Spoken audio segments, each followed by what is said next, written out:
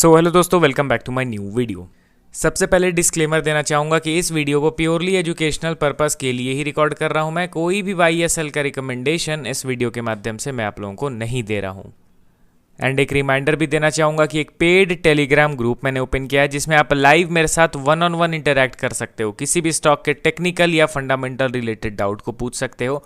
Group join करने के लिए आपको सिर्फ वन टाइम का पेमेंट करना होगा 3999 रुपीज़ का, एंड लाइफ टाइम का सब्सक्रिप्शन आपको मिल जाएगा। ग्रुप ज्वाइनिंग लिंक वीडियो के डिस्क्रिप्शन बॉक्स में दिया गया है, वहीं पे मेरा ईमेल आईडी भी मेंशन्ड है। आप चाहें तो मुझे ईमेल भी कर सकते हो फॉर दिस ज्वाइनिंग पर्पस।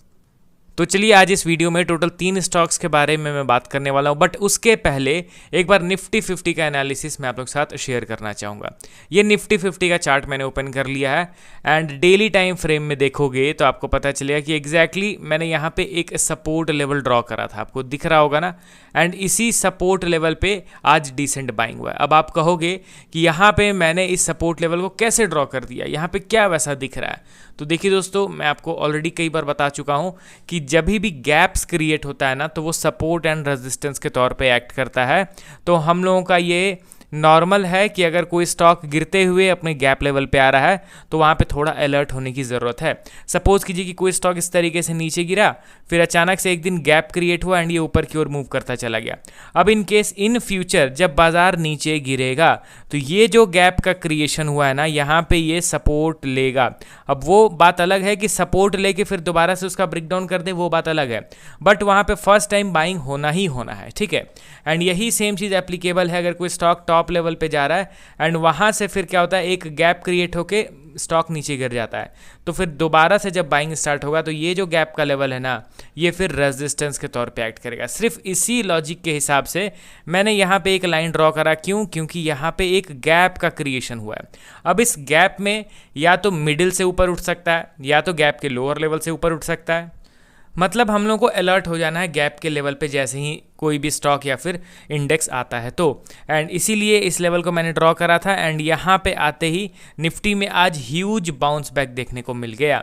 अब देखते हैं कि आने वाले दिनों में एक प्राइस एक्शन बना के बाजार ऊपर जाता है या नहीं, बट एक सपोर्ट का क्रिएशन तो होता हुआ इजीली हम लोगों को दिख रहा है। अब चलिए दोस्तों बढ़ते हैं स्टॉक्स की ओर।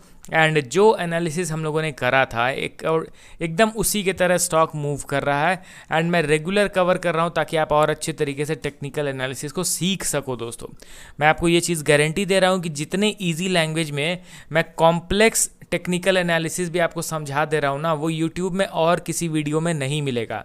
आप ये वीडियो देख रहे हो, आपको लग रहा है कि भाई बहुत ईजी है टेक्निकल एनालिसिस, बट इतना ईजी नहीं है क्योंकि मैं इतना ईजिली आपको बता दे रहा हूँ लेमैन लैंग्वेज में, इसीलिए आपको बहुत आसान लग रहा है। इनफैक्ट मुझे जब खुद सीखना था तो मुझे बहुत ज़्यादा परेशानी हुआ था टेक्निकल एनालिसिस सीखने में। नेटवेब टेक्नोलॉजीज़ में आज के दिन 6.7% की शानदार तेज़ी देखने को मिली। 5405 के लेवल पे ये करंटली क्लोज हो गया है। अब देखिए शायद कल भी मैंने नेटवेब को कवर किया था एंड आप उस वीडियो को जाके देखो, तब आपको पता चलेगा कि किस तरीके से मैं प्राइस बिहेवियर को ऑब्जर्व करता हूँ। कल नेटवेब टेक्नोलॉजीज 5.4% नीचे गिरा था। मेरा कमेंट था कि स्टॉक बुलिश हो गया है, बट स्टिल बुलिश होने के बावजूद अगर एक दिन में कोई स्टॉक 5-6% गिरे तो ऑब्वियसली यहाँ पे थोड़ा डाउट क्रिएट हो जाता है। तो इसलिए बुलिश स्टॉक में भी अगर गिरावट हो रहा है तो मैं वीडियो अपलोड करता हूँ। ऐसा नहीं कि वीडियो एक बार अपलोड मैंने कर दिया, उसके अगेंस्ट में स्टॉक मूव कर रहा है तो मैं वीडियो ही नहीं कवर कर रहा हूँ, वैसा नहीं है।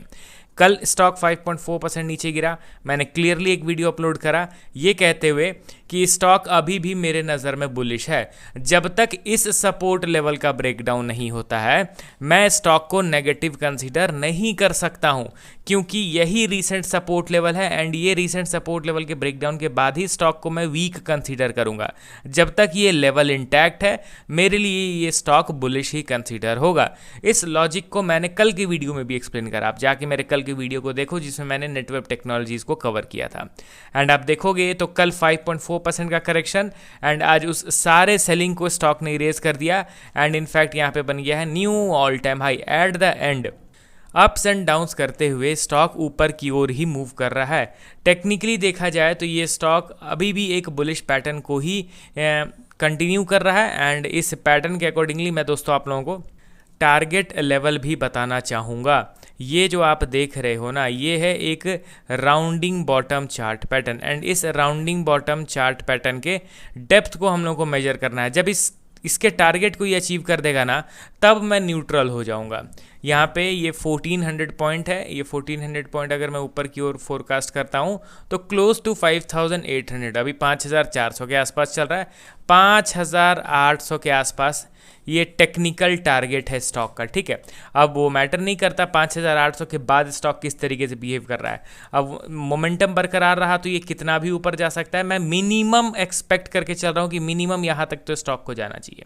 अब इसके बाद स्टॉक में लिटिल बिट भी वीकनेस दिखेगा, मैं अलर्ट हो जाऊँगा। उसके बाद मैं न्यूट्रल रहूँगा। बायस्ड ओपिनियन उसके बाद रखना थोड़ा सा रिस्की रहेगा। तो ये नेटवेब टेक्नोलॉजीज़ का ओवरव्यू था।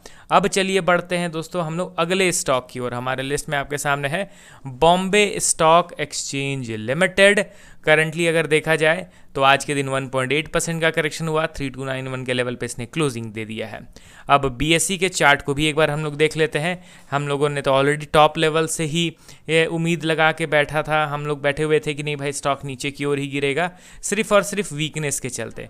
एंड ये जो चार्ट पैटर्न है, इस चार्ट पैटर्न का जितना टारगेट लेवल था उसको हमने ड्रॉ करा। उस लेवल के बाद जहां भी वीकनेस दिखेगा हम लोग अलर्ट हो जाएंगे। एंड आप देखिए दोस्तों, यहाँ पे इसका टारगेट लेवल कितना निकल के आ रहा था उस टाइम जब मैं इसके डेप्थ को मेजर कर रहा हूँ, 960 पॉइंट। एंड ये 960 पॉइंट कहाँ पे आ रहा है एग्जैक्टली अगर मेजर करते हैं तो 3994 के आसपास ये टारगेट लेवल निकल के आया। यहाँ तक हम लोग बैठे हुए थे। इसके बाद अब जैसे भी वीकनेस दिखेगा हम लोग तुरंत सतर्क हो जाएंगे। एंड देखिए दोस्तों, इस लेवल को ये क्रॉस करता है, टेक्निकल टारगेट को ये हिट करता है, उसके ऊपर जाके वीकनेस दिखने लगा, बस अब हम लोग और यहाँ बायस नहीं रहेंगे।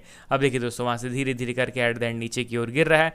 ये हम लोग का अल्टीमेट सपोर्ट लेवल है। अब देखते हैं कि इस सपोर्ट लेवल पर स्टॉक किस तरीके से बिहेव कर रहा है। कुछ बुलिश प्राइस एक्शन बने तो बेहतर डिसीजन हम लोग फिर लेंगे आगे का। लास्ट स्टॉक हमारे लिस्ट में आपके सामने है बजाज फाइनेंस लिमिटेड। अगर आज के दिन देखा जाए तो 1.5% का तेजी 1095 के लेवल पे इसने क्लोजिंग दे दिया। अचानक से आरबीआई के जो न्यू नॉर्म्स आए हैं, रूल्स आए हैं, उसके चलते इंट्राडे में स्टॉक अच्छा खासा नीचे गिरा था। एंड एग्जैक्टली वहीं से ये दोबारा से सपोर्ट लेता हुआ दिखाई दे रहा, मतलब कि सेलिंग को फॉलो थ्रू नहीं मिला, समझ रहे हो ना। मतलब कि देखिए, ये एक वीक में red candle follow through in the sense क्या होता है कि उस मोमेंटम को कंटिन्यू रखना। यहाँ पे रेड कैंडल बना, फॉलो थ्रू मिला, उसके अगले वीक भी फॉलो थ्रू मिला, उसके अगले वीक भी फॉलो थ्रू मिला। बट यहाँ पे फॉलो थ्रू नहीं मिल रहा है। एक वीक सेलिंग हुआ इंस्टेंटली, फिर यहाँ पे बायर्स थोड़ा बहुत एक्यूमुलेट करने की कोशिश कर रहे हैं। तो बजाज फाइनेंस में भी मेरा नेगेटिव माइंडसेट नहीं है, मेरा बेरिश स्टांस नहीं है। अगर स्टॉक हल्का और नीचे रिट्रेस होता भी है तो मैं इनफैक्ट बाइंग अपॉर्चुनिटी आइडेंटिफाई करूंगा रादर देन सेलिंग, ठीक है। तो तीनों स्टॉक्स में मेरा पॉइंट ऑफ व्यू बुलिश है।